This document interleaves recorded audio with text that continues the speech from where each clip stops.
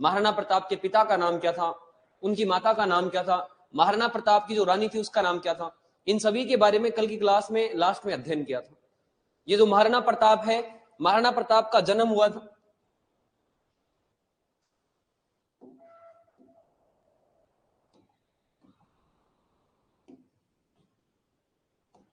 Maharana Pratap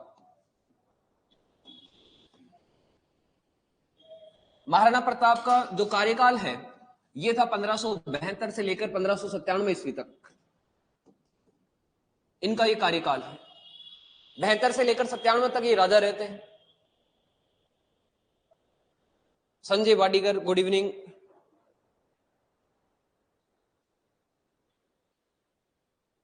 good evening सभी को। यहां पर महाराणा प्रताप है, इनका जन्म हुआ था 9 मई 1597। 9 मई 1540 ईस्वी को, सॉरी, महाराणा प्रताप का जन्म हुआ 9 मई 1540 ईस्वी को। महाराणा प्रताप का जन्म हुआ था कुंभलगढ़ दुर्ग के अंदर। कुंभलगढ़ दुर्ग के अंदर एक महल बना हुआ है जिसका नाम है बादल महल। उस बादल महल के अंदर एक स्थान है जिसका नाम है जूनी कचहरी।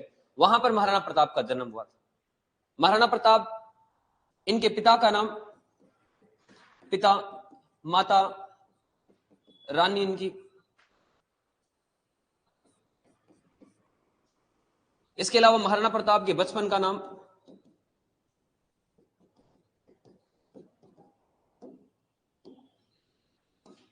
इनके पिता का नाम था उदय सिंह, माता का नाम था जवंताबाई सोनगरा। इनकी रानी थी जिसका नाम था अजब दे पवार। इनके बचपन का नाम था कीका। 9 मई 1540 को इनका जन्म होता है।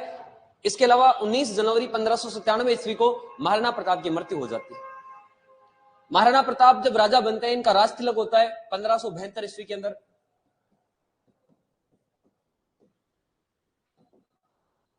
28 फरवरी 1572 में इनका राज तिलक होता है। ये राजगद्दी के ऊपर बैठते हैं। इनका राज तिलक कुंभलगढ़ दुर्ग में, सबसे पहले इनका राज तिलक होता है गोगुंदा में, लेकिन यहां पर जल्दीबाजी में इनका राज तिलक किया जाता है। विधिवत राज तिलक होता है इनका कुंभलगढ़ दुर्ग के अंदर।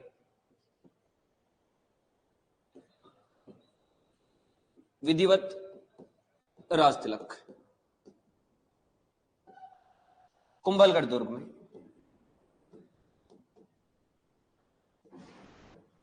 यहां पर इनका विधिवत राज तिलक होता है। महाराणा प्रताप राजा बनने के बाद में सबसे पहले तो महाराणा प्रताप को मनाने के लिए उस समय दिल्ली के बादशाह थे जिनका नाम था अकबर। अकबर ने महाराणा प्रताप को मनाने के लिए अपने 4 लोगों को भेजा। अलग अलग 4 लोग भेजते हैं अकबर यहां पर महाराणा प्रताप को मनाने के लिए। अकबर सोचते हैं कि इसका बाप था, उसने तो मेरी अधीनता स्वीकार नहीं की, लेकिन इसका बेटा अधीनता स्वीकार कर सकता है। इसलिए इस महाराणा प्रताप को मनाने के लिए अकबर ने अपने 4 दूत भेजे। 1572 के अंदर एक दूत भेजता है और बाकी सभी दूत भेजता है 1573 ईस्वी के अंदर। अकबर ने सबसे पहला दूत भेजा जिसका नाम है जलाल खान।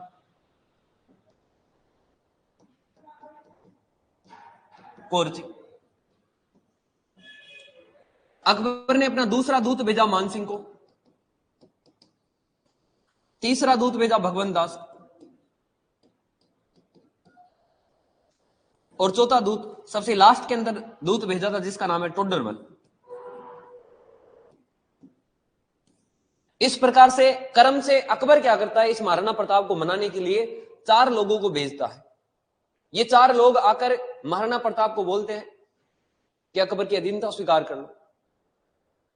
आप अकबर से कब तक युद्ध करोगे?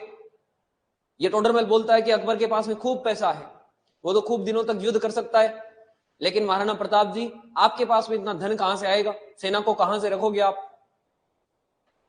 4 दूत भेजता है अकबर, लेकिन महाराणा प्रताप इन चारों की बात नहीं मानता है। महाराणा प्रताप अकबर की अधीनता स्वीकार नहीं करता है। और जब महाराणा प्रताप अकबर की अधीनता स्वीकार नहीं करता है तो वहां से अकबर क्या करता है, अपने सेनापति भेजता है कि जाओ महाराणा प्रताप से युद्ध करो।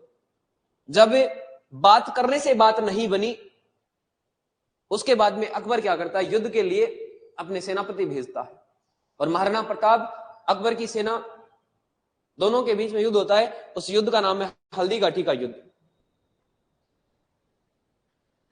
दोनों के बीच में युद्ध होता है जिसका नाम है हल्दी घाटी का युद्ध। हल्दी घाटी का युद्ध 18 जून 1576 ईस्वी के अंदर हल्दी घाटी का युद्ध होता है। राजस्थान के इतिहास में सबसे निर्णायक युद्ध है हल्दी घाटी का युद्ध। हल्दी घाटी का युद्ध, एक तरफ अकबर की सेना के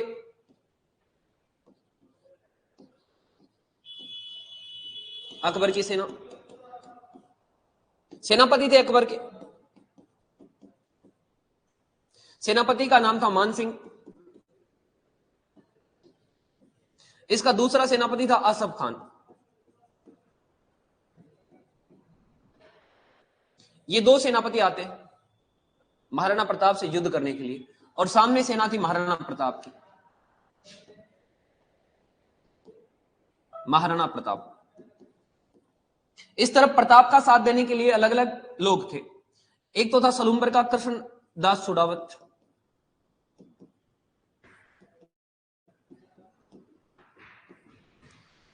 सलूम्बर का सामंत था ये। इसके अलावा रामसा तोमर,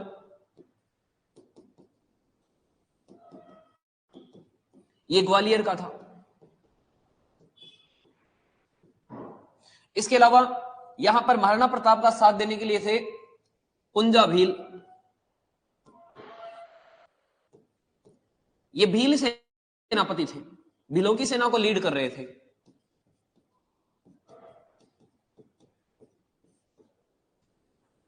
इनके साथ में साथ देने वाले थे हकीम का सूरी, हकीम का सूरी।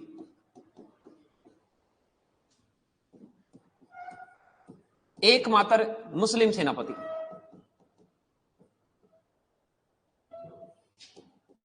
मुस्लिम सेनापति। तो यहां पर देखो, जब अकबर अपने 4 लोगों को भेजता है महाराणा प्रताप को मनाने के लिए, महाराणा प्रताप उन चारों लोगों की बात नहीं मानते हैं और जब चारों लोगों की बात नहीं मानते हैं तो फिर अकबर क्या करता है, महाराणा प्रताप से युद्ध करता है। महाराणा प्रताप के साथ में जो युद्ध होता है उस युद्ध का नाम है हल्दी घाटी का युद्ध। युद्ध होता है 18 जून 1576 ईस्वी के अंदर हल्दी घाटी का युद्ध होता है। अकबर खुद नहीं आता है, अकबर अपने सेनापतियों को भेजता है हल्दी घाटी के युद्ध के अंदर। अकबर अपने सेनापति मान सिंह और आसफ खान को यहां पर भेजता है महाराणा प्रताप से युद्ध करने के लिए। इधर महाराणा प्रताप खुद युद्ध करने के लिए जाते हैं और महाराणा प्रताप का साथ देने वाले लोग थे कृष्णदास सुडावत, रामसा तोमर, पुंजा भील, हकीम का सूरी। महाराणा प्रताप का एकमात्र मुस्लिम सेनापति था हकीम का सूरी। भीलों के सेनापति थे पुंजा भील। ग्वालियर से आए थे रामसा तोमर। सलूम्बर का सामंत था कृष्णदास सुडावत। ये सब मिलकर यहां पर युद्ध करते हैं। इस युद्ध के अंदर किसी की जीत किसी की हार नहीं होती। ये राजस्थान इतिहास का अनिर्णायक युद्ध था। जब युद्ध शुरू होता है उसी समय यह कहा जाता है कि मुगलों की सेना पीछे भागने लग जाती है। महाराणा प्रताप के सैनिकों से डरकर मुगलों की सेना, इस मान सिंह की, आसफ खान की सेना पीछे वापस भागने लग जाती है। और जैसे ही वापस भागना शुरू होती है तो इस मुगलों की सेना में एक सैनिक था जिसका नाम था मेहत्तर खान। उस मेहत्तर खान ने यहां पर इस युद्ध के अंदर, हल्दी घाटी युद्ध के अंदर झूठी खबर फैलाई। उस मेहत्तर खान ने कहा अपने उन सैनिकों को रोकने के लिए कि बादशाह अकबर खुद युद्ध के अंदर आ रहे हैं, आप वापस पीछे मत भागो। उन सैनिकों को रोकने के लिए उस मेहत्तर खान ने अकबर के आने की झूठी खबर फैलाई यहां पर।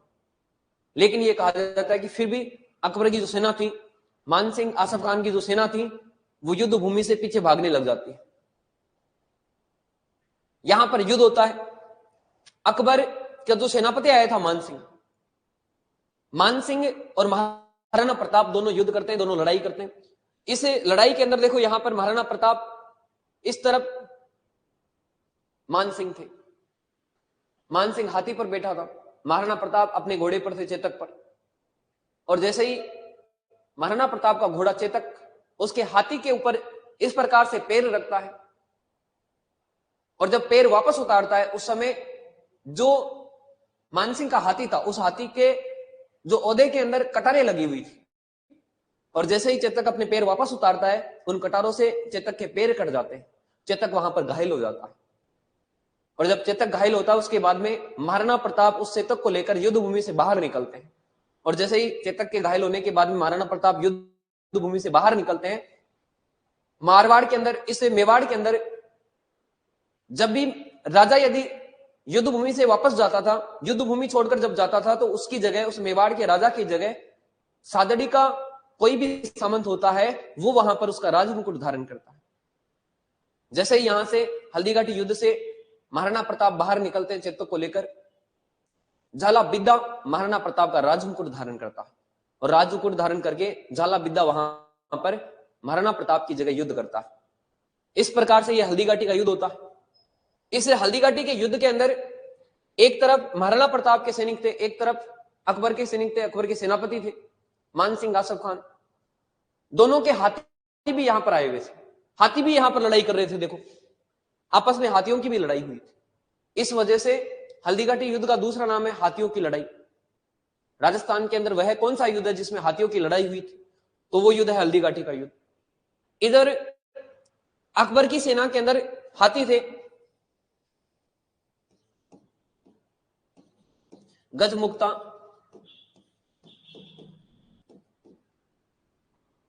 गजराज। यहां पर इसके हाथी थे महाराणा प्रताप के।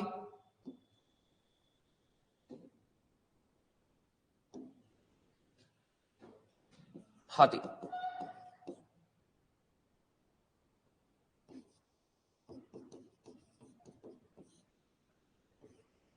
लूणा,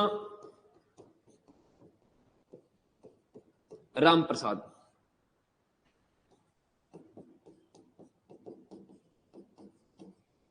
महाराणा प्रताप का घोड़ा चेतक। इस प्रकार से यहां पर युद्ध होता है। यह कहा जाता है कि जब युद्ध होता है, उस युद्ध के अंदर इस राम प्रसाद को मुगलों की सेना ने पकड़ लिया, और मुगलों की सेना इस राम प्रसाद को पकड़कर अकबर के दरबार में ले जाते हैं, और अकबर इस राम प्रसाद का नाम बदलकर रख देता है पीर प्रसाद। तो यह हल्दीघाटी का युद्ध हुआ था, अनिर्णायक युद्ध था। ये राजस्थान इतिहास का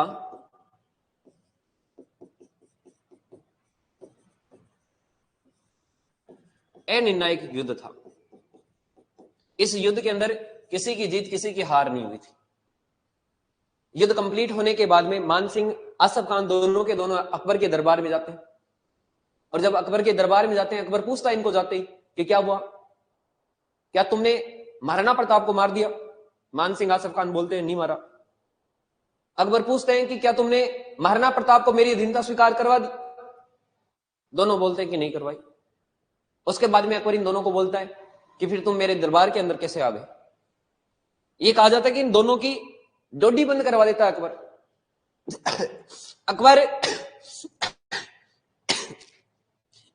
इन दोनों का दरबार में आना जाना बंद करवा देता है। इस युद्ध के अंदर देखो, चेतक घायल हो जाता है, और घायल होने के बाद में उसकी मृत्यु हो जाती है। मृत्यु होने के बाद में बलीचा गांव राजसमंद में उसकी छतरी बनी हुई। हल्दीघाटी युद्ध में अकबर के आने की झूठी खबर फैलाता है मेहतर खान। हल्दीघाटी युद्ध में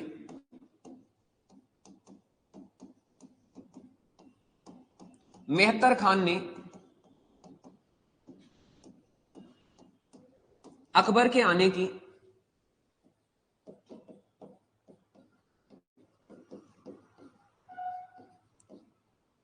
झूठी खबर फैलाई।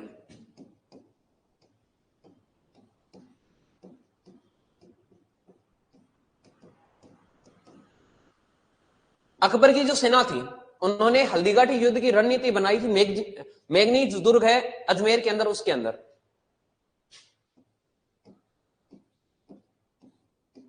अकबर ने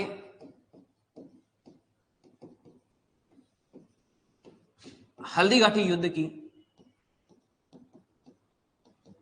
रणनीति मैंगनीज दुर्ग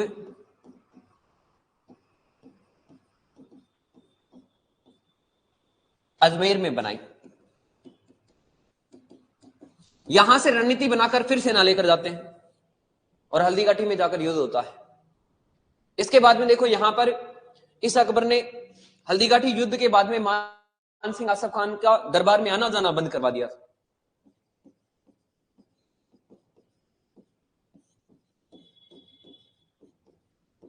हल्दीघाटी युद्ध के बाद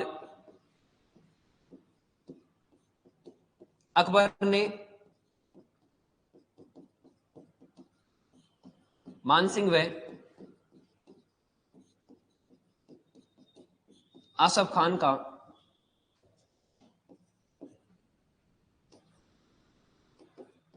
दरबार में आना बंद करवा दिया।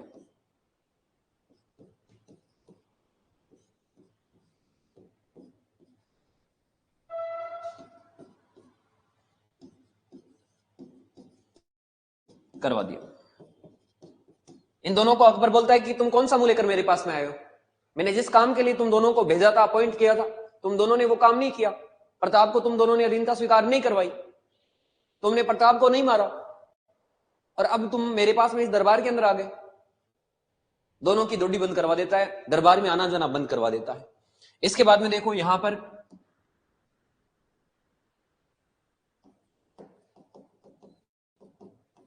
महाराणा प्रताप का घोड़ा चेतक हल्दीघाटी युद्ध में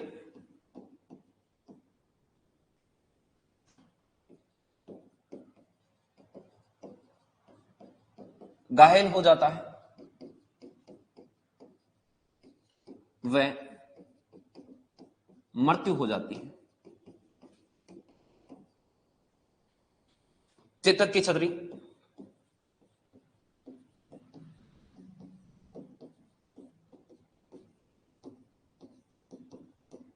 बलीचा गांव राजसमंद में स्थित है।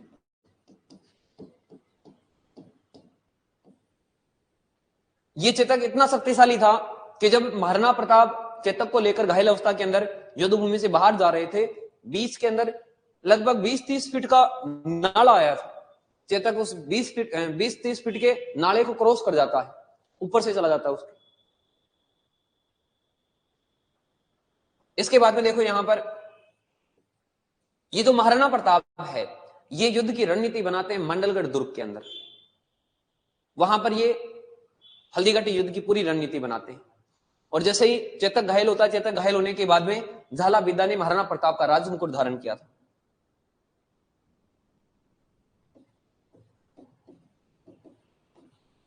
चेतक के घायल होने पर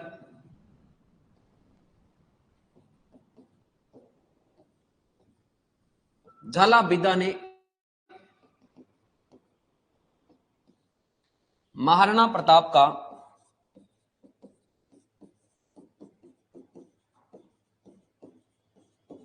राजमुकुट धारण किया। यह एक रिवाज होता था, जो सादड़ी है उस छोटी सादड़ी के सामंत हमेशा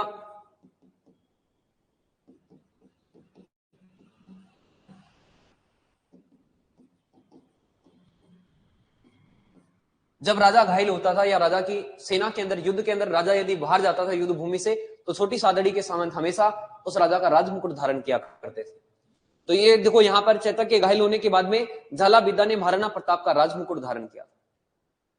चेतक की मृत्यु हो जाती है। मृत्यु होने के बाद में इसकी छतरी बनाई जाती है बलीचा गांव राजसमंद के अंदर।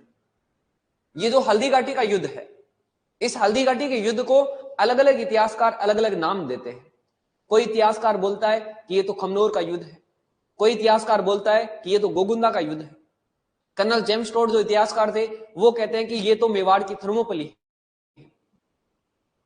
एक इतिहासकार है जिसका नाम है आदर्शीलाल श्रीवास्तव, उसने कहा कि ये जो युद्ध है ये तो बादशाह बाग का युद्ध है। तो यहां पर हल्दीघाटी का जो युद्ध है इसके नाम अलग अलग इतिहासकार अलग अलग देते हैं। एक तरफ है इतिहासकार,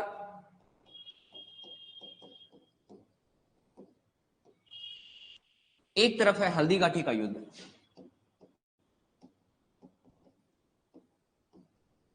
हल्दी घाटी के युद्ध का नाम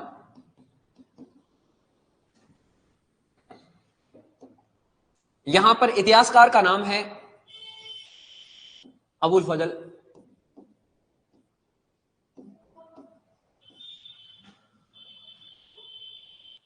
इसके बाद में इतिहासकार का नाम है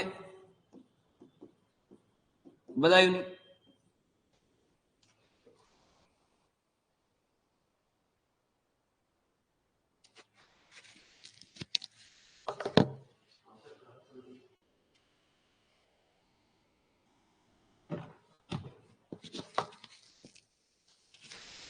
बदायूनी।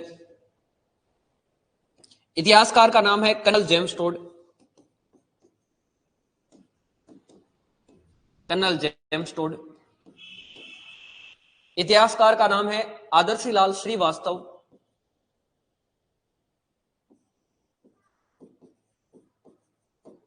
आदर्शी लाल श्रीवास्तव। तो ये चार इतिहासकार हैं। ये हल्दी घाटी के जो युद्ध है इसका नाम अलग अलग बोलते हैं। ये बोलते हैं, इतिहासकार अबुल फजल कहता है कि ये जो युद्ध है ये तो खमनोर की पहाड़ी के पास में हुआ है। राजसमंद के अंदर स्थान है खमनोर की पहाड़ी, उस खमनोर की पहाड़ी के पास में युद्ध हुआ है। इस वजह से अबुल फजल कहते हैं कि ये जो युद्ध है ये तो खमनोर का युद्ध है। एक तरफ खमनोर की पहाड़ी है, एक तरफ गोगुंदा की पहाड़ी है, बीच के अंदर युद्ध होता है। बदायूनी बोलता है कि ये जो युद्ध है ये तो गोगुंदा की पहाड़ी के पास में हुआ है, इस वजह से ये युद्ध है, ये तो गोगुंदा का युद्ध है। कर्नल जेम्स टोड बोलता है कि जैसे हमारे वहां पर विदेश के अंदर जो थर्मोपली है उसकी तरीका उसी के जैसा ये युद्ध है। ये अपने वहां की किसी स्थान से कंपैरिजन करता है, तुलना करता है। तो यहां पर अबुल फजल ने कहा खमनोर का युद्ध। खमनोर का युद्ध ये एग्जाम के अंदर क्वेश्चन पूछते हैं कि किस व्यक्ति ने हल्दी घाटी युद्ध को क्या कहा था। इसके बारे में सुमेलित करवाने वाला क्वेश्चन आता है कई बार एग्जाम के अंदर। बदायूं ने कहा कि यह गोगुंदा का युद्ध है। गोगुंदा का युद्ध। इस कर्नल जेम्स टोड ने कहा कि यह तो मेवाड़ की थर्मोपली है, जैसे हमारे वहां की थर्मोपली है उसी प्रकार से यह तो मेवाड़ की थर्मोपली है। मेवाड़ की थर्मोपली है। इसके बाद में इस आदर्शी लाल श्रीवास्तव ने कहा कि यह तो बादशाह बाग का युद्ध है। बादशाह बाग का युद्ध है। इस प्रकार से इस हल्दी घाटी युद्ध के अलग अलग इतिहासकार अलग अलग नाम देते हैं। अबुल फजल ने हल्दी घाटी युद्ध के बारे में कहा यह खमनोर का युद्ध है। बदायूं ने कहा कि यह गोगुंदा का युद्ध है। कर्नल जेम्स टोड ने कहा कि यह मेवाड़ की थर्मोपली है। आदर्शी लाल श्रीवास्तव ने कहा कि यह तो बादशाह बाग का युद्ध है। इस प्रकार से अलग अलग इतिहासकार इस हल्दी घाटी युद्ध के अलग अलग नाम देते हैं। अब यहां पर देखो, अकबर जिस मकसद से यहां पर मानसिंह आसफ खान को भेजता है, अकबर का मकसद पूरा नहीं होता है। दोनों वापस चले जाते हैं और कालांतर में 1576 के अंदर अकबर खुद सेना लेकर आता है। और अकबर जब खुद सेना लेकर आता है तो अकबर इस महाराणा प्रताप से युद्ध नहीं हो पाता है। लेकिन यह कहा जाता है कि अकबर उदयपुर के ऊपर खुद का अधिकार स्थापित कर लेता है और उदयपुर पर अधिकार स्थापित करने के बाद में उदयपुर का नाम बदल कर रखता है मोहम्मदाबाद। उदयपुर का नाम चेंज कर देता है अकबर।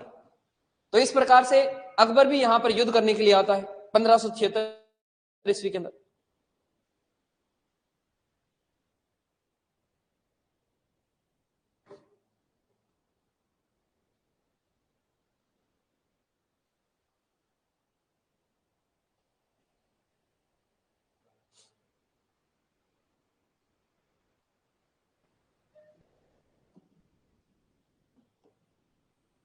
पंद्रह सौ छिहत्तर ईस्वी में अकबर ने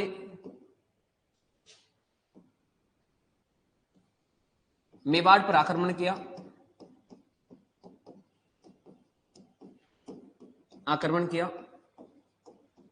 मेवाड़ पर आक्रमण करता है और यहां पर मेवाड़ पर आक्रमण करने के बाद में उदयपुर पर अधिकार स्थापित कर लेता है।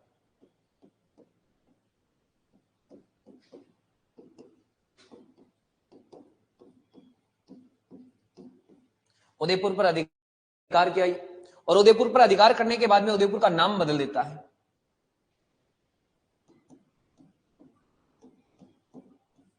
उदयपुर का नाम बदलकर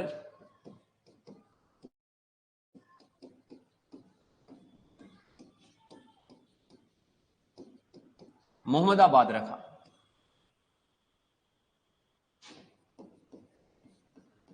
उदयपुर का नाम रख देता है ये मोहम्मदाबाद। कालांतर में देखो अकबर अपने किसी न किसी दरबारी विद्वान को, किसी न किसी सैनिक को यहां पर मेवाड़ के ऊपर आक्रमण करने के लिए भेजता रहता है। अपने दरबार में, अकबर के दरबार में जो भी दरबारी विद्वान है, कोई कवि है, सबको यहां पर भेजता है मेवाड़ के अंदर महाराणा प्रताप को अधीनता स्वीकार करवाने के लिए। इस अकबर ने अपने सेनापति को भेजा जिसका नाम है शाहबाज खान। शाहबाज खान कुंभलगढ़ दुर्ग के ऊपर 3 बार आक्रमण करता है। कुंभलगढ़ का युद्ध लिखो, कुंभलगढ़ का युद्ध।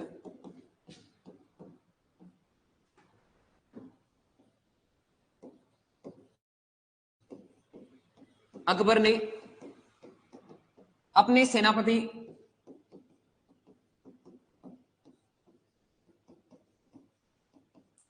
शाहबाज खान को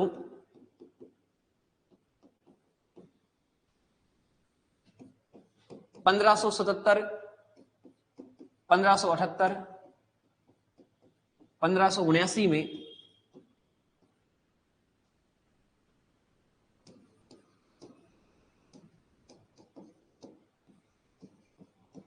कुंभलगढ़ पर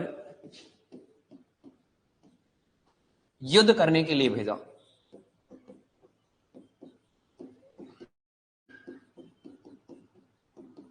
युद्ध करने के लिए भेजा। यह कहा जाता है कि एक बार ये 1577 के अंदर सफल होता है और 78-79 के अंदर ये हार जाता है शाहबाज खान, ये भी वापस चला जाता है। इसके बाद में देखो इसी अकबर के समय यहां पर एक घटना होती है मेवाड़ के अंदर जिसका नाम है शेरपुर घटना। शेरपुर घटना, शेरपुर राजसमंद में स्थान है। यह घटना होती है 1580 ईस्वी के अंदर।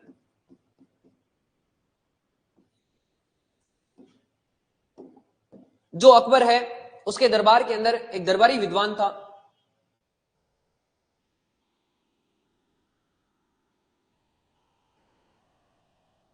हाँ, हल्दीघाटी का युद्ध राजसमंद के अंदर है।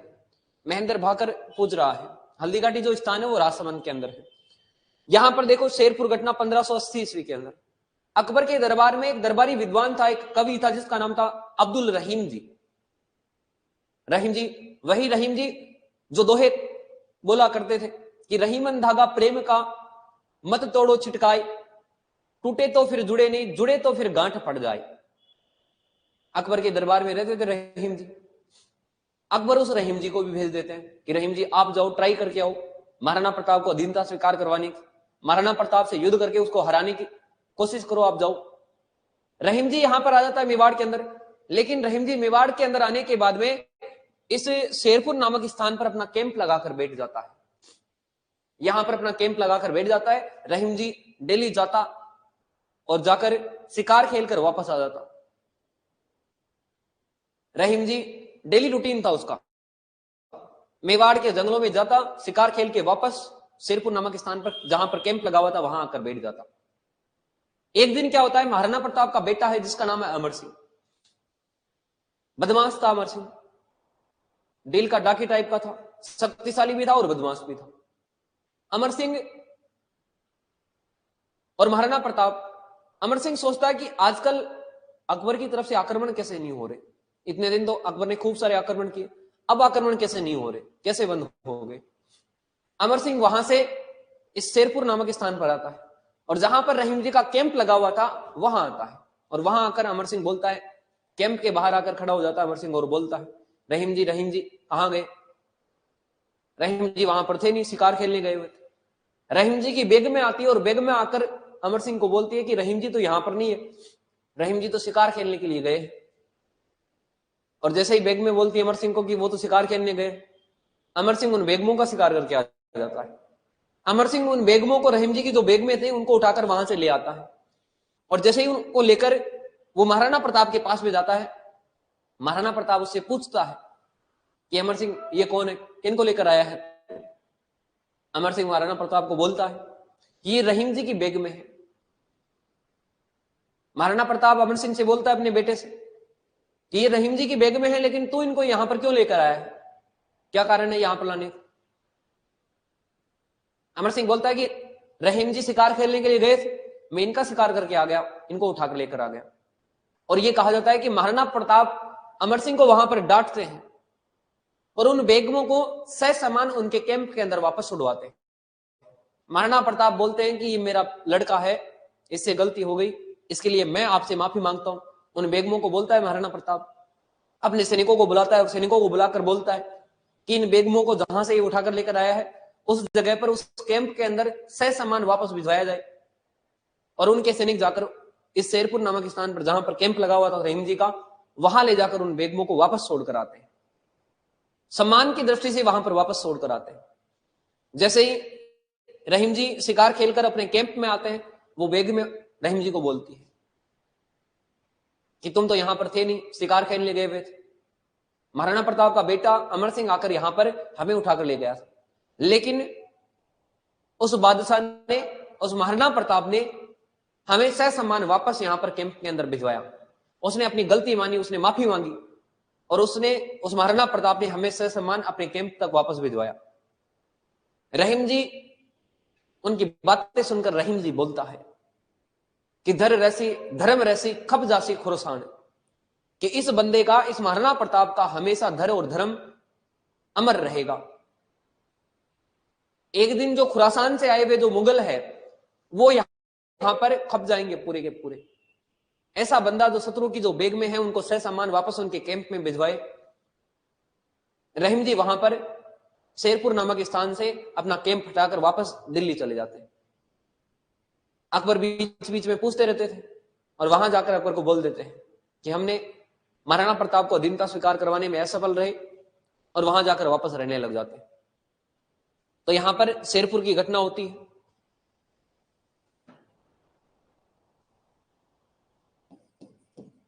महाराणा प्रताप का पुत्र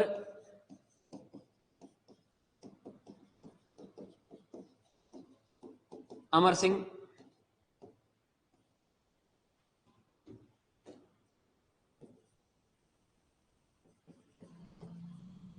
अब्दुल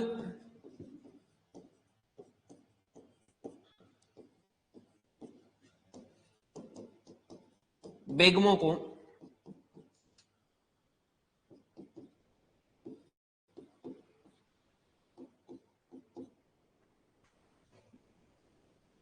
शेरपुर से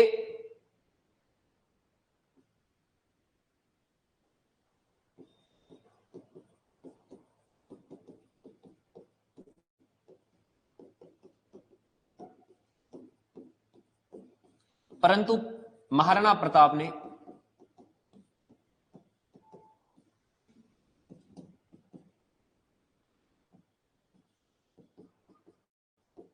बेगमों को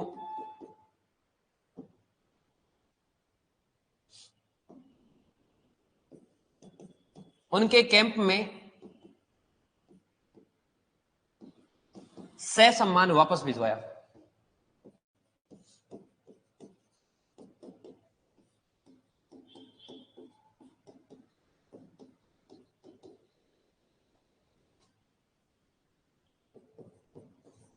यह शेरपुर की घटना होती है।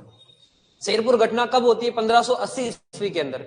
और यहां पर जो शेरपुर की घटना होती है, इसमें महाराणा प्रताप का बेटा अमर सिंह अब्दुल रहीम जी की बेगमों को उठाकर ले जाता है, लेकिन महाराणा प्रताप उन बेगमों को ससम्मान उनके कैंप में वापस भिजवाते हैं। इसके बाद में देखो यहां पर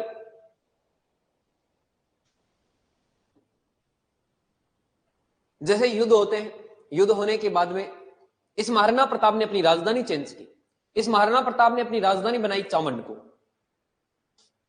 और ये कहा जाता है कि जो चावंड है ये मेवाड़ के राजाओं की 28 सालों तक राजधानी रही।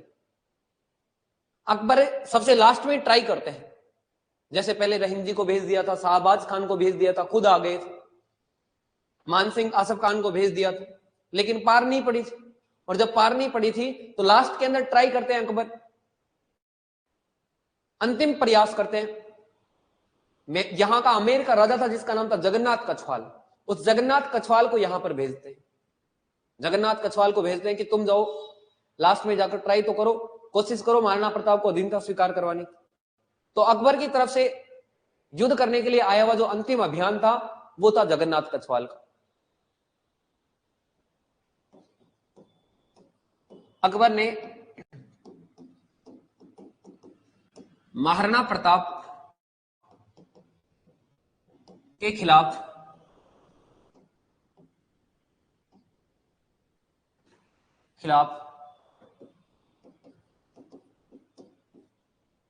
आमेर के राजा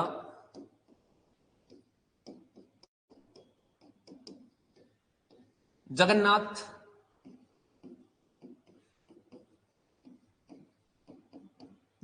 कछवाल को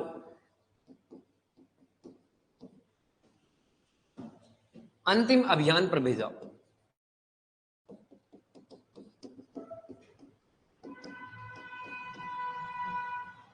देखो महाराणा प्रताप को मनाने के लिए 4 लोग आते हैं, 4 दूत आते हैं, लेकिन चारों दूत महाराणा प्रताप को अधीनता स्वीकार नहीं करवा पाते।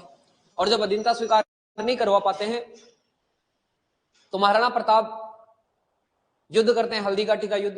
फिर ट्राई करते हैं महाराणा प्रताप को अधीनता स्वीकार करवाने के लिए अलग अलग लोगों को भेजकर। लास्ट के अंदर प्रयास करते हैं महाराणा प्रताप आक्रमण करने के लिए, मनाने के लिए तो 4 दूत आते हैं। पहला आता है जलाल खान, मान सिंह, उसके बाद में भगवंत दास और लास्ट में आता है टोडरमल। 4 लोग तो मनाने के लिए आते हैं, लेकिन जो युद्ध करने के लिए आए थे उनमें सबसे लास्ट में आता है जगन्नाथ कछवाल। ये सबसे अंत के अंदर आता है। और जब ये आता है महाराणा प्रताप इस जगन्नाथ कछवाल को बोलता है कि हमने तुम्हारा क्या बिगाड़ा था, आमेर के राजाओं का हमने क्या बिगाड़ा था, तुम आमेर के राजा हमारे से युद्ध करने के लिए क्यों यहां पर आ रहे हो बार बार।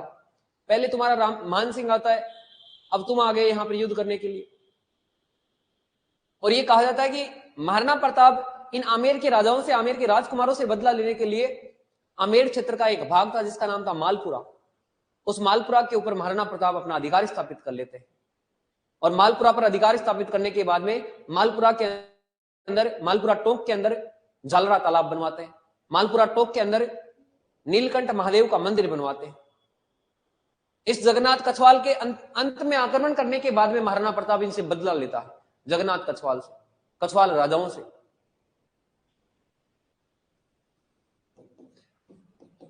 प्रताप ने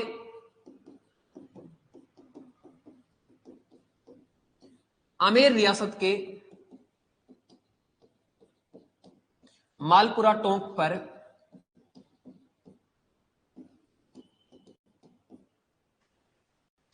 अपना अधिकार किया,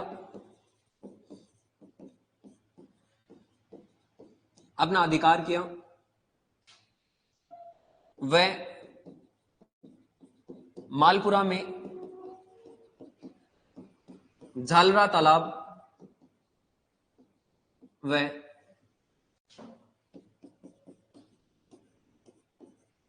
नीलकंठ महादेव मंदिर का निर्माण करवाया।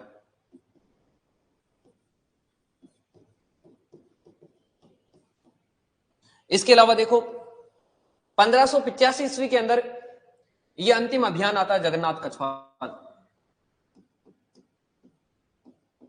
और इसी 1585 ईस्वी के अंदर इस महाराणा प्रताप ने अपनी राजधानी बनाई चावंड को।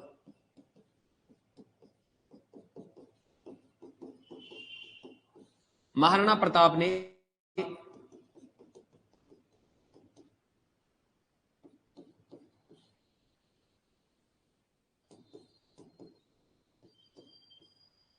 चावंड उदयपुर को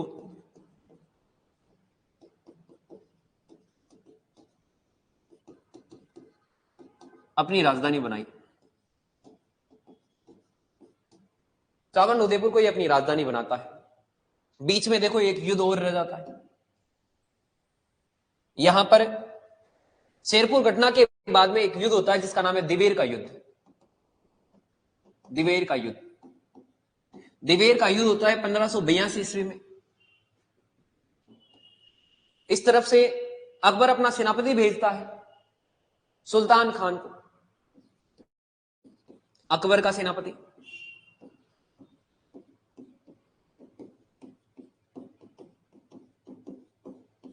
वर्सेज महाराणा प्रताप अपने बेटे को भेजते हैं अमर सिंह को कि तुम जाओ युद्ध करने के लिए। अमर सिंह प्रताप का पुत्र, और यह कहा जाता है कि इसमें अमर सिंह की जीत होती है इस दिवेर के युद्ध के अंदर। दिवेर के युद्ध को जो कर्नल जेम्स टोड है ये बोलते हैं कि यह मेवाड़ का मैराथन है। कर्नल जेम्स टोड ने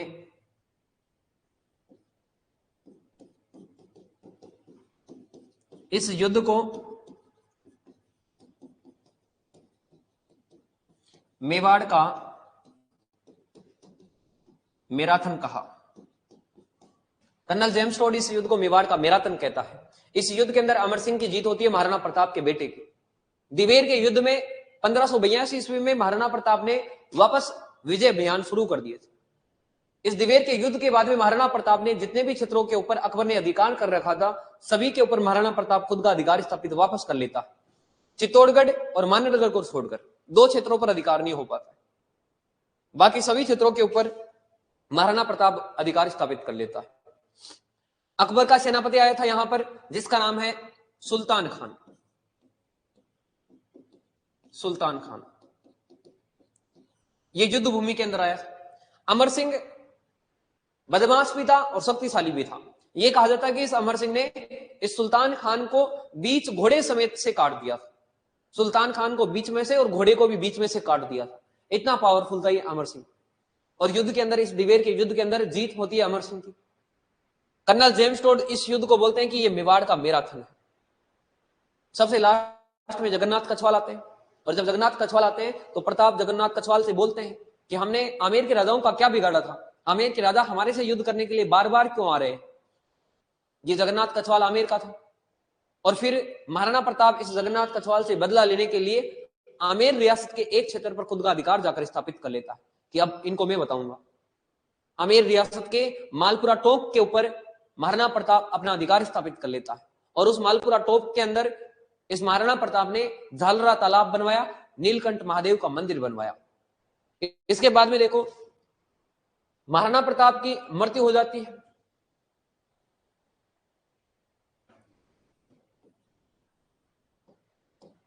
जनवरी 1597 ईस्वी को प्रताप की मृत्यु हुई। सावंड के अंदर ही इसकी मृत्यु हो जाती है। प्रताप की छत्री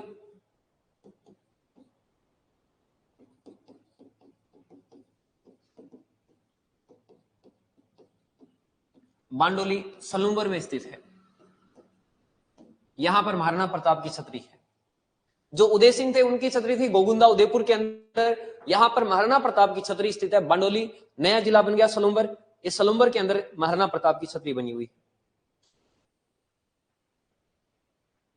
इसके बाद में देखो ये जो छतरी बनी हुई है ये 8 खंभों की छतरी है, 8 पिलरों की है।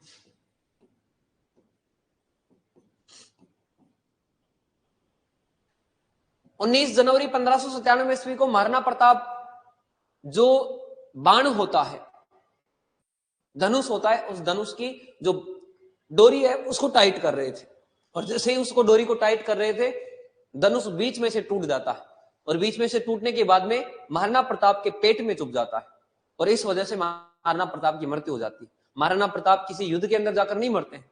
महाराणा प्रताप की मृत्यु होती है धनुष का जो बाण है उसे धनुष की डोरी को टाइट कर रहे थे, उस वजह से महाराणा प्रताप की मृत्यु होती है। इसके बाद में महाराणा प्रताप के दरबारी विद्वान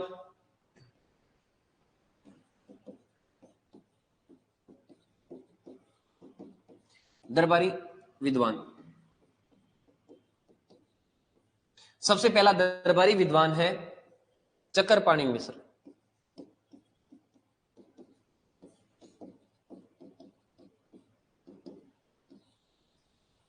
चक्रपाणि मिश्र, इस चक्रपाणि मिश्र ने पुस्तक लिखी मुहूर्तमाला। मुहूर्तमाला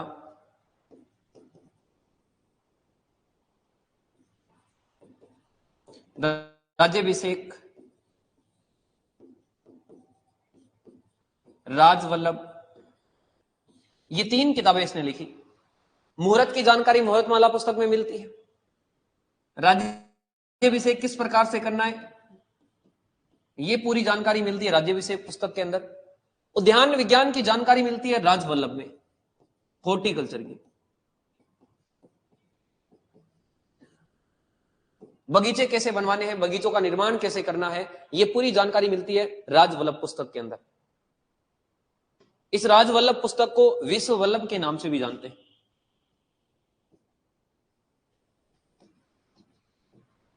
इसी पुस्तक को बोलते हैं विश्व वल्लभ। राज्याभिषेक की जानकारी मिलती है, मुहूर्त की जानकारी मिलती है। इसके बाद में देखो, इसका दरबारी विद्वान है जिसका नाम है हेमरतन सूरी। अगला दरबारी विद्वान है हेमरतन सूरी।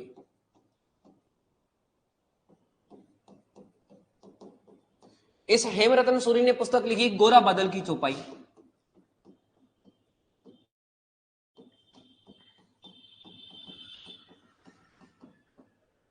ये पुस्तक लिखता है।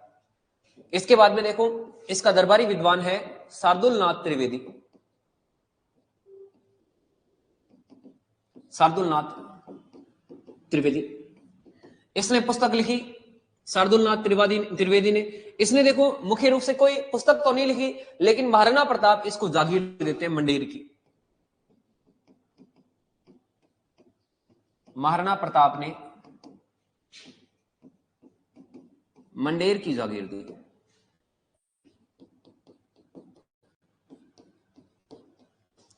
इसके बाद में देखो, महाराणा प्रताप को फाइनेंशियली सपोर्ट करने वाले जो व्यक्ति थे उनका नाम था भामाशाह। भामाशाह का एक भाई था जिसका नाम था ताराचंद। ताराचंद ने और भामाशाह ने महाराणा प्रताप को फाइनेंशियली सपोर्ट किया, आर्थिक मदद दी। चूलिया गांव के अंदर दोनों मिलते हैं महाराणा प्रताप से, उसके बाद में इस महाराणा प्रताप को आर्थिक मदद देते हैं।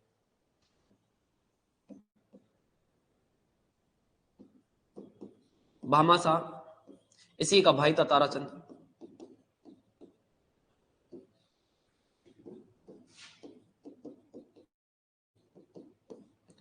महाराणा प्रताप से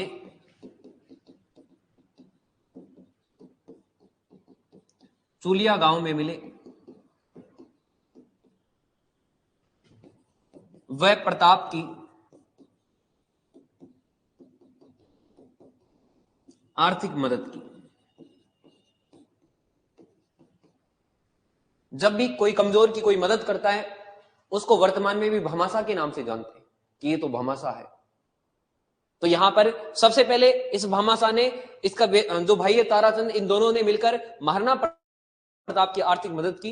ये चूलिया गांव में मिलते हैं और चूलिया गांव में मिलकर महाराणा प्रताप की आर्थिक मदद करते हैं। इसके बाद में देखो, महाराणा प्रताप के दरबार में 2 चारण विद्वान थे। चारण विद्वान,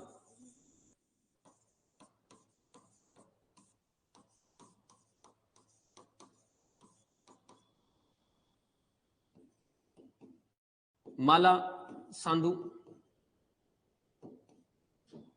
रामा सांधु, ये 2 चारण विद्वान थे महाराणा प्रताप के दरबार के अंदर। इसके बाद में देखो, महाराणा प्रताप का बेटा जिसका नाम है अमर सिंह, वो राजा बनता है। अमर सिंह के बारे में अध्ययन करेंगे कल की क्लास के अंदर। आज की क्लास में देखो, जितना अध्ययन किया उसका एक बार दोबारा रिवीजन करवाता हूं। सबसे पहले जो महाराणा प्रताप है, महाराणा प्रताप का कार्यकाल है 1572 से लेकर 1597 ईस्वी तक। प्रताप का जन्म होता है 9 मई 1540 को कुंभलगढ़ दुर्ग के बादल महल में, और बादल महल में भी स्थान है जिसका नाम है जूनी कचहरी, वहां पर प्रताप का जन्म होता है। पिता उदय सिंह, माता जवंताबाई, रानी का नाम अजबदे, बचपन का नाम कीका। राज तिलक होता है 1572 में गोगुंदा में, विधिवत राज तिलक। ये बोलता है प्रताप कि मेरा अच्छा राज तिलक नहीं हुआ, लोगों को मैंने इन्वाइट ही नहीं किया, राज तिलक के समय आसपास की रियासतों के राजा भी आने चाहिए। जल्दीबाजी में यहाँ पर गोगुंदा में राज तिलक हो जाता है, लेकिन बाद में विधिवत राज तिलक होता है कुंभलगढ़ ग्रुप के अंदर। प्रताप को मनाने के लिए 4 दूत आते हैं, चारों का क्रम याद रखना है, शॉर्ट ट्रिक लगा लेना यहां पर JMBT, JMBT। इनका क्रम एग्जाम में पूछते रहते हैं। किसी न किसी एग्जाम में महाराणा प्रताप को मनाने के लिए अकबर के जो 4 दूत आते हैं, इनका क्रम पूछते रहते हैं। इसके बाद में देखो, जब चारों दूतों की बात नहीं मानता है महाराणा प्रताप, उसके बाद में महाराणा प्रताप और अकबर की सेना के बीच में युद्ध होता है। युद्ध का नाम है हल्दी घाटी का युद्ध। स्थान है हल्दी घाटी राजसमंद के अंदर।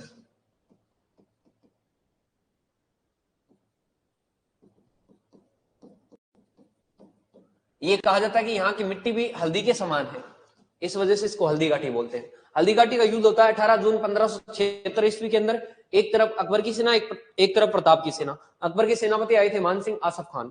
इधर प्रताप की तरफ से लड़ने वाले थे कृष्णदास सुडावत, रामशाह तोमर, पुंजा भील, हकीम कासूरी, जो एकमात्र मुस्लिम सरदार था। हाथी थे लूणा और राम प्रसाद। घोड़ा था इधर प्रताप का, जिसका नाम है चेतक। इधर हाथी थे जिनका नाम है गजमुक्ता गजराज। राजस्थान इतिहास का अनिर्णायक युद्ध था ये, किसी की जीत नहीं हुई थी इसमें। दोनों की सेना वापस पीछे हट गई थी। हल्दी घाटी युद्ध में मेहत्तर खान जो सैनिक है अकबर का, इसने अकबर के आने की, बादशाह के आने की झूठी खबर फैलाई थी। इसकी रणनीति बनाई थी अकबर ने मैगजीन किले के अंदर। इसको अकबर का दौलत खाना भी कहा जाता है। अकबर ने खुद के लिए इस मैगजीन किले का निर्माण करवाया था। राजस्थान का एकमात्र किला है मैगजीन किला, जो मुस्लिम शैली के अंदर बना हुआ है, पूर्णतः मुस्लिम शैली में बना हुआ है। हल्दी घाटी युद्ध के बाद में अकबर ने मान सिंह आसफ खान की डोडी बंद करवा दी थी, दरबार में आना जाना बंद करवा दिया। प्रताप का घोड़ा घायल हो जाता है और घायल होने के बाद में इस घोड़े की मृत्यु हो जाती है और बलीचा गांव राजसमंद में इसकी छतरी बनी हुई है। चेतक के घायल होने के बाद में राणा प्रताप का राजमुकुट धारण करते हैं झाला बिद्दा, छोटी सादड़ी के ये सामंत थे। इतिहासकार अलग अलग इस हल्दी घाटी युद्ध के अलग अलग नाम बताते हैं। इतिहासकार का नाम है अबुल फजल। इसने कहा कि ये हल्दी घाटी का युद्ध है, ये तो कमनौर की पहाड़ी के पास में हुआ था, इस वजह से ये युद्ध तो खमनौर का युद्ध है। इसने कहा खमनौर का युद्ध। बदायूं ने कहा कि ये गोगुंदा की पहाड़ी के पास में युद्ध हुआ था, इस वजह से इस युद्ध को तो गोगुंदा का युद्ध कहना चाहिए। कर्नल जेम्स टोड ने कहा कि ये मेवाड़ की थर्मोपली है। आदर्श लाल श्रीवास्तव ने कहा कि ये बादशाह बाग का युद्ध है। 1576 में अकबर खुद आता है युद्ध करने के लिए और अकबर ने उदयपुर पर अधिकार स्थापित किया। उदयपुर का नाम बदलकर इसने रखा मोहम्मदाबाद। कुंभलगढ़ का युद्ध होता है। एक अकबर का सेनापति जिसका नाम है शाहबाज खान, उसने कुंभलगढ़ दुर्ग के ऊपर 3 बार आक्रमण किया था, 77, 78, 79 के अंदर। लेकिन ये एक बार सफल होता है, बाकी ये असफल होता है। इसके बाद में देखो शेरपुर की घटना होती है 1580 ईस्वी के अंदर। यहां पर अब्दुल रहीम जी आए हुए और यहां पर इस महाराणा प्रताप का बेटा अमर सिंह उनकी बेगमों को उठाकर ले आता है, लेकिन महाराणा प्रताप उनको ससम्मान वापस उनके कैंप में भिजवाते हैं। ये शेरपुर की घटना होती है। दिवेर का युद्ध 1582 ईस्वी के अंदर होता है। अकबर की सेनापति है जिनका नाम है सुल्तान खान। महाराणा प्रताप के बेटे अमर सिंह यहां पर युद्ध करते हैं और इस युद्ध के अंदर इस अमर सिंह ने इस सुल्तान खान को घोड़े समेत बीच में से काट दिया था। इतना ये शक्तिशाली था। जीत होती है अमर सिंह की। कर्नल जेम्स टोड इस युद्ध को बोलता है कि ये तो मेवाड़ का मैराथन है। अकबर ने महाराणा प्रताप के खिलाफ सबसे लास्ट में अभियान भेजा था 1585 ईस्वी के अंदर, और ये अभियान भेजा था जगन्नाथ कछवाल के नेतृत्व में। अकबर की तरफ से महाराणा प्रताप से लड़ाई करने के लिए, युद्ध करने के लिए सबसे अंत में आने वाला जो व्यक्ति है उसका नाम है जगन्नाथ कछवाल। ये आमेर का था, ये सबसे लास्ट में आता है। इसके बाद में कोई भी नहीं आता अकबर की तरफ से युद्ध करने के लिए, सब हार जाते हैं। प्रताप ने आमेर रियासत के मालपुरा टोंक पर खुद का अधिकार स्थापित कर लिया। प्रताप ने इस जगन्नाथ कछवाल से बदला लिया कि खूब दिन हो गए तुम्हें, हमने तुम्हारा क्या बिगाड़ा है। पहले मान सिंह आ जाता है, अब तुम आ गए यहां पर युद्ध करने के लिए। और इस जगन्नाथ कछवाल से बदला लेने के लिए यहां पर ये महाराणा प्रताप आमेर रियासत के मालपुरा टोक पर खुद का अधिकार स्थापित कर लेता है और यहां पर झालरा तालाब बनवाता है, नीलकंठ महादेव का मंदिर बनवाता है। इसके बाद में 1585 ईस्वी में अकबर ने अपनी राजधानी बनाई चावंड को, और ये जो चावंड है ये मेवाड़ के राजाओं की 28 सालों तक राजधानी रही। ये किसी एग्जाम के अंदर, जो सीईटी की एग्जाम लगी थी अभी कुछ दिनों पहले, साल भर पहले, उस सीईटी के एग्जाम में ये क्वेश्चन पूछा हुआ है कि चावंड मेवाड़ के राजाओं की राजधानी कितने वर्षों तक रही। ये 28 वर्षों तक राजधानी रही। चावंड के अंदर महाराणा प्रताप के समय चावंड चित्रशैली का विकास होता है। नासिरुद्दीन उसके कलाकार थे। 19 जनवरी 1597 को प्रताप की मृत्यु हो जाती है। बांडोली सलूम्बर में 8 खंभों की छतरी बनी हुई है। प्रताप के दरबारी विद्वान चक्रपाणी मिश्र, जिसने पुस्तक लिखी मुहूर्तमाला राज्याभिषेक राजवल्लभ या विश्ववल्लभ, जिसमें उद्यान विज्ञान की जानकारी मिलती। हेमरतन सूरी गोरा बादल की चौपाई पुस्तक लिखता है। शार्दुलनाथ त्रिवेदी, प्रताप ने इसको मंडेर की जागीर दी थी। भामाशाह और ताराचंद दोनों मिलकर प्रताप को आर्थिक मदद देते हैं, पैसे देते हैं, ताकि प्रताप आगे अकबर से युद्ध जारी रख पाए। इसी वजह से ये जारी रख पाया था। इन दोनों ने आर्थिक मदद की थी। चारण विद्वान थे माला सांधु और रामा सांधु, ये इसके दरबार में 2 चारण विद्वान थे। इसके बाद में देखो अगली क्लास के अंदर अध्ययन करेंगे इस महाराणा प्रताप का बेटा जिसका नाम है अमर सिंह। अमर सिंह के बारे में नेक्स्ट क्लास के अंदर अध्ययन करेंगे।